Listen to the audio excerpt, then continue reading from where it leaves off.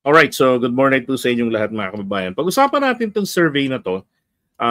Ito po ay kinanda bandang katapusan po, no? Isang linggo from April 23 up to 30, 2025 ng ito survey company, WR Numero Philippine Public Opinion Monitor. Yan. So sa kanilang ito ho yung mga kulay, no, yung code nila. So party affiliation, so ito yung maroon, and then gray yung independent like Ben Tulfo, Amy Marcos. And then to namang green, so sa padapa. And then ang liberal, so yung mga kakamping, so of course pink. Yan. So ito yung kanilang ranking. So dalawa ang pasok na nasa kampo, mga incumbent ito si Bongo at si Bato de la Rosa. Kaya lang useless na pong iboto si Bato de la Rosa. Bakit?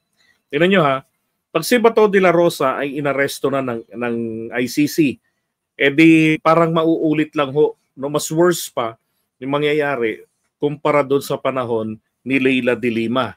Kasi nung panahon ni Leila de Lima, kahit papano, nakakapag submit pa siya ng panukalang batas. Hindi nga lang siya makaparticipate sa session. Di ba? Pero, pag si Bato de la Rosa po, ay talagang totally, no? Kumbaga, madi-disconnect na ito sa Senate.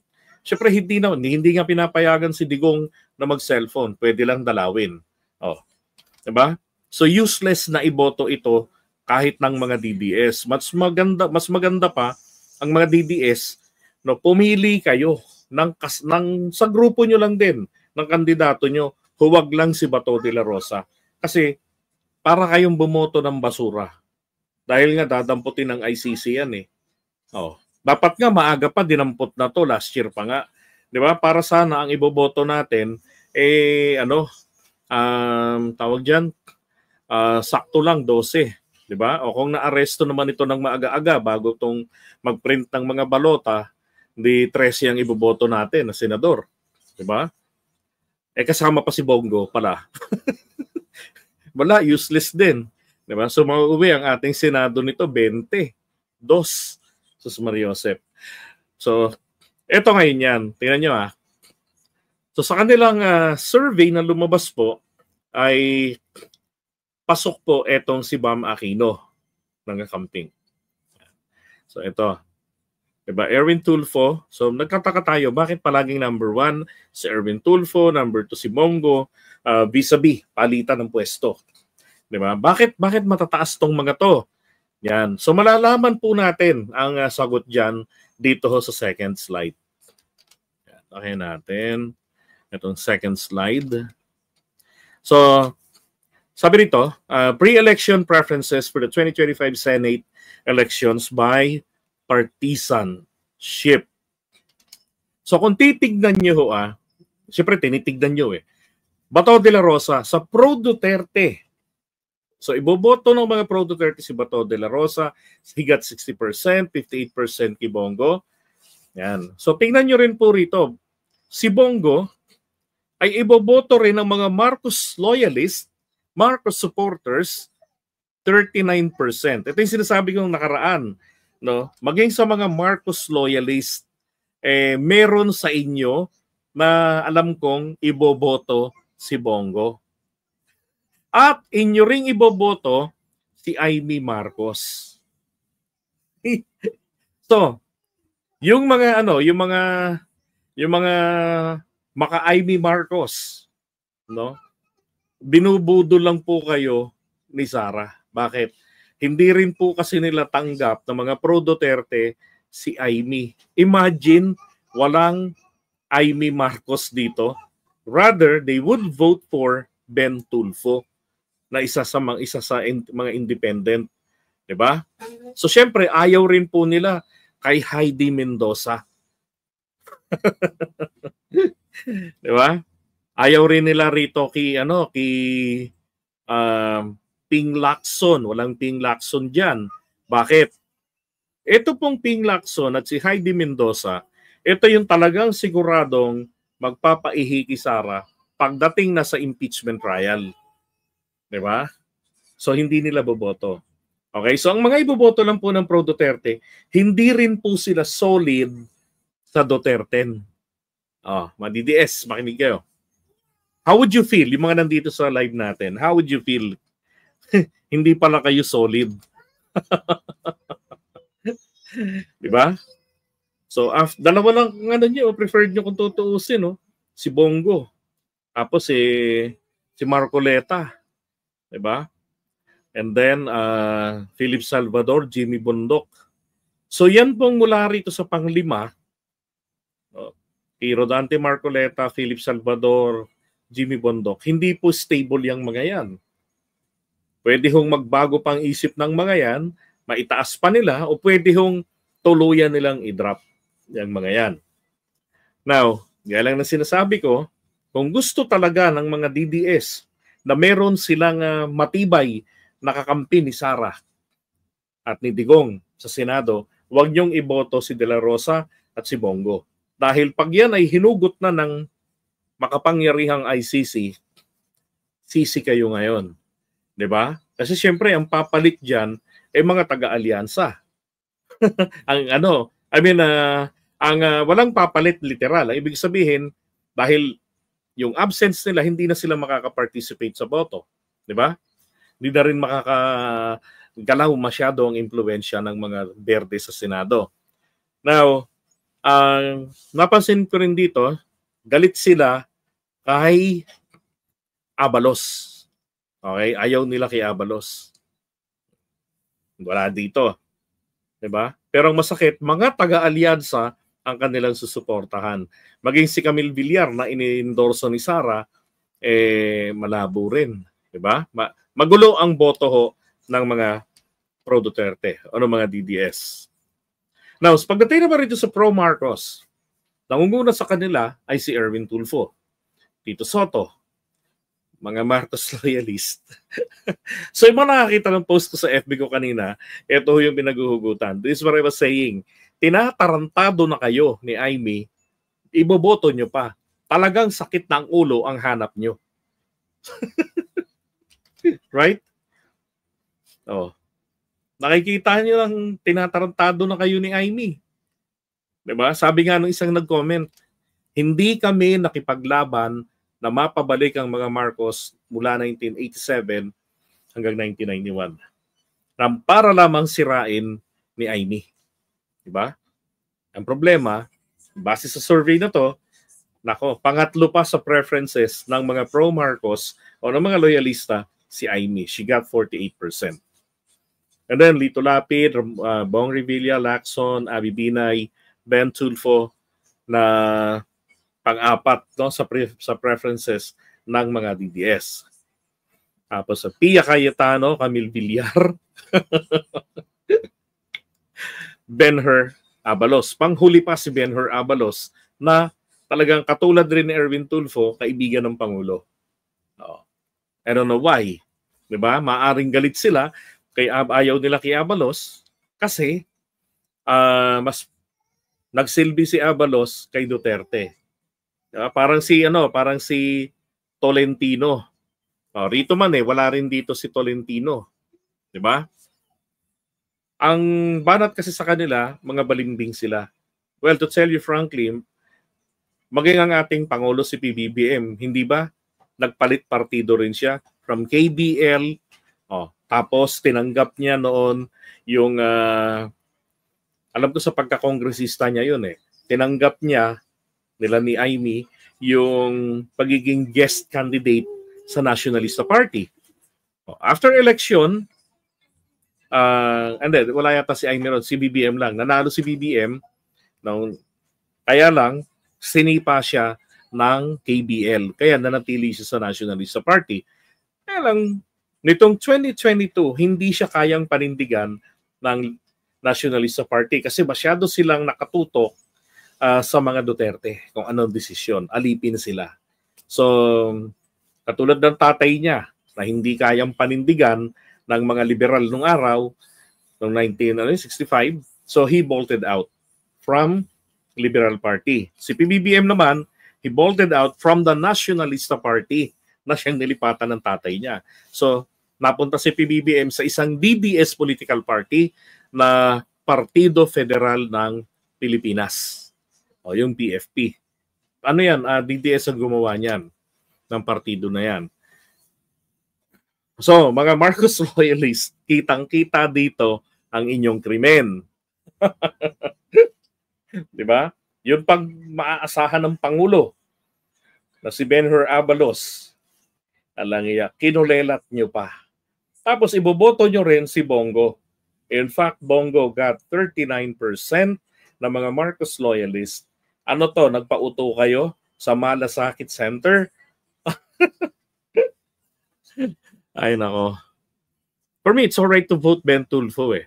'Di ba? Okay naman si Ben Tulfo. Pero yung nakikita niyo naman na tinatarantado na ang ating Pangulo, iboboto nyo pa, ano bang hinahanap nyo talaga? Sakit ng ulo ng Pangulo. Naniniwala pa rin kayo na si Amy ay Trojan horse ng pamilya Marcos sa mga Duterte. Na ang ibig sabihin nito, tinatraidor talaga ng pamilya Marcos ang mga Duterte. Ganun ba yon? Oh, hindi po sa akin ang galing yon. Sa inyo. Yan ang pagdidepensa ninyo sa akin pag pinupuna ko si Amy. Di ba? Dati pa naman, I've been consistent na ayaw ko talaga kay Amy. Kasi since the first time that I met her, hindi ko na talaga nagustuhan. Feeling ko talaga isa siyang manggagamit. Punta pa naman ng barangay way back 2014, kung na nagkakamali, bagong panalo pa lang kami sa barangay. Ang bungad niya agad doon sa mga senior doon sa amin, sa mga opisyalis ng barangay, dapat katulad na lang daw ng tatang, panahon ng tatang niya. Walang eleksyon, appoint lang ang barangay. At tumagal ng 20 anyos yung barangay captain namin. Nakauna-unahan na nanumpa sa Pangulo ng Pilipinas. Pangit yung ganon. Kaya lang, hindi ko nagustuhan ng mga tao yon. Preferred pa rin namin ang may halalan. Kahit na yung mga bahay namin ay mga NHA beneficiaries kami at mayroong bliss doon sa amin na pabahay yun para sa mga teachers, sa public. Diba? So hindi ko nagustuhan, mangga talaga ako. Kaya nung narinig ko na mangga, pumasok na agad sa isip ko si Amy. So manggagamit. Na alisin na natin ang proseso, makuha ko lamang ang inyong simpatya. Diba? So wala ng democracy kapag kaganon. Diba? I-extend. Ngayon, author pa rin siya ng extension ng barangay election. Na dapat sana pagkatapos ng eleksyon ito, meron sa October na next year na eleksyon para sa barangay. Dapat ganon itinutuloy, hindi kinakancel, hindi pinopostpone. Now, let's move forward. Pagdating naman po dito sa parte ng opposition, Carclea sabi niya, anti-Baba voter present here. And shout out kay Carclea. Pagdating rito sa opposition, syempre number one sa kanila si Bam Aquino. Pero iboboto po nila si Erwin Tulfo. Ang kakampi nyo sa Senado. Diba? Tumatanim kasi sa isip ng mga tao ang slogan ni Erwin. Diba? Sa darating na Mayo 12, may kakampi ka na sa Senado. Ako, si Erwin Tulfo. Diba? So, Kiko Pangilinan, 48%. Abby Binay, Pia Cayetano, Tito Soto, Ben Tulfo, Ping Lacson, Lito Lapid, Bongo. Opposition kayo, tas may Bongo kayo. And then Heidi Mendoza, bakit inuna nyo pa si Bongo? Dapat nga Heidi Mendoza inuna nyo eh. Kung ikukumpara nyo naman po si Bam Aquino at saka rito kay Heidi Mendoza, palagay ko mas karapat dapat si Heidi Mendoza maski kay Kiko Pangilinan. Diba? Tignan nyo tignan natin yung produkto nila. Kiko Pangilinan, produkto nito yung juvenile delinquency law. Na kung saan sobrang pabor ang binigay sa mga bata. Ang magulang nawalan na ng kontrol sa pagdidisiplina sa kanilang mga anak. Pag nagkamali, nakasakit ng anak, pwede pang mapademanda yung mga magulang. Pag nagkamali, nakasunog ng gahasa o anumang hindi magandang nagawa ng anak, dahil hindi sweeto-sweeto ng mga magulang, dahil sa batas niyang ginawa, si magulang ang mananagot. Isang malaking katarantaduhan na kinopya niya ang sistema ng Amerika na hindi niya kinonsidera ang kultura ng mga Pilipino. Diba? Ngayon, Heidi Mendoza, siya ang panahon niya noon sa COA, siya ang gumawa ng confidential fund guidelines na dapat siya pong sinusunod, di ba, sa paggasto ng pera ng bayan. Sabi nga ni Sara, mahalin natin ang Pilipinas. So kung mahalin natin ang Pilipinas, dapat tama na ayon sa guidelines ang paggasta ng pera ng taong bayan. Di ba? So dito, sana mabago ito. Ilagay nyo sa una. Ilaglag nyo ang subok na napahirap sa bayan. Okay? Kahit yan ay kakamping, kung hindi naman magsisilbi sa interes ninyo, di ba? Nasubukan na natin si Kiko. Ba't ipagsasaksakan nyo pa uli? Di ba? Pumili kayo ng matino. Ganun lang yung kasimple. Kung gusto nyo ng matinong bukas, di ba? Kaso rito, nabubuking eh. Sa Marcos supporters, boboto si Bongo. He got 39%. Pero si Abalos, halos ayaw nila. Halos itinatapo nila. Di ba? Diyan sa lahat ng mga kandidato na yan, kung daw nagkakamali, si Abalos lang talaga yung naninindigang ibinabandera ang kanyang mga gawa at kabilang na nga rin yung pagkakadampot kay Buloy na tropa ni Diggs na hindi kayang gawin ng ibang mga kandidato dyan sabihin. Di ba? Now, punta nating independent. Andiyan na naman si Erwin Tulfo. Di ba? Nangunguna, then Tito Soto, Pia Cayetano, Ping Lacson, and then Bongo, nakasarga makagoyo ng Malasakit Center. And then Abby Binay, Ben Tulfo, Lito Lapid, Bam Aquino, Bato de la Rosa, Bong Revilla, Camille Villar. Diba? So, ang napansin ko rito ay for Ben-Hur Abalos, talagang dito ho, ang pagkapanalo ni Ben-Hur Abalos, maikikredit po ito sa mga Marcos loyalist. Dahil dito ho sa Duterte side, talagang ayaw nila sa kanya. Sa opposition, hindi ho siya pinapansin. And then dito naman din ho sa independent, wala rin. Diba? Now, ito po ay pwedeng magbagong lahat ng ito. Sapagkat ito po ay kinandak ang survey na to na merong 2,000 ho mahigit na respondents. Ito ginawa po noong April 23 hanggang 30, 2025. Alright, so ito yung survey.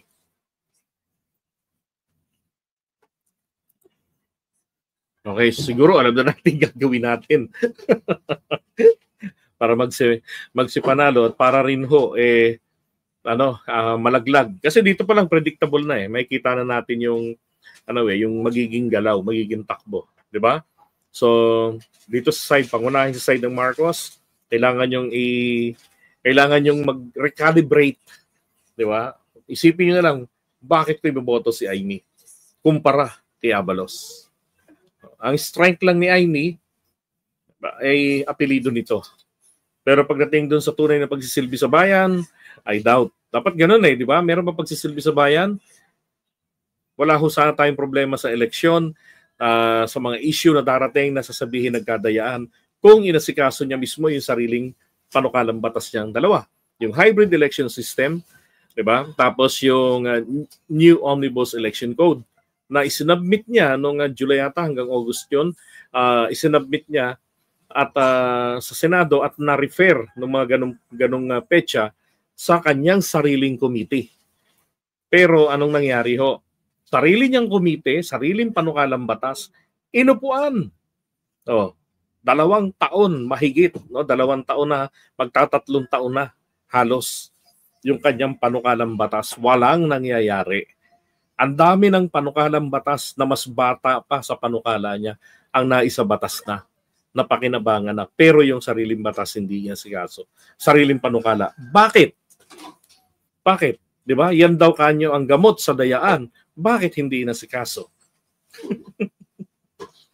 Di ba? Tingnan nyo lang rito, maging sa Pro Duterte, walang Aimee Marcos. Pagdating dito sa opposition, wala ring Aimee Marcos. At dito sa independent, wala ring Aimee Marcos. So ang humahatak sa kanya, kaya minsan nakikita nyo, she's tailing, di ba, naman sa pang 13, ay dahil po sa solid na ibibigay niyong boto kay Amy, kayong mga Marcos loyalist. Kayo ang salarin. Okay, so bato-bato sa langit. Ang tamaan, huwag magagalit. Survey lang po yung ating pinag-uusapan dito. Diba? Kaya nga sabi ko, yung mga nasa probinsya, kausapin nyo, mag-telephone brigade kayo. May oras pa. O, kausapin nyo sila. Na, huy, bakit iboboto nyo to? Ganon. Diba? Alright, so iwan na natin survey na to.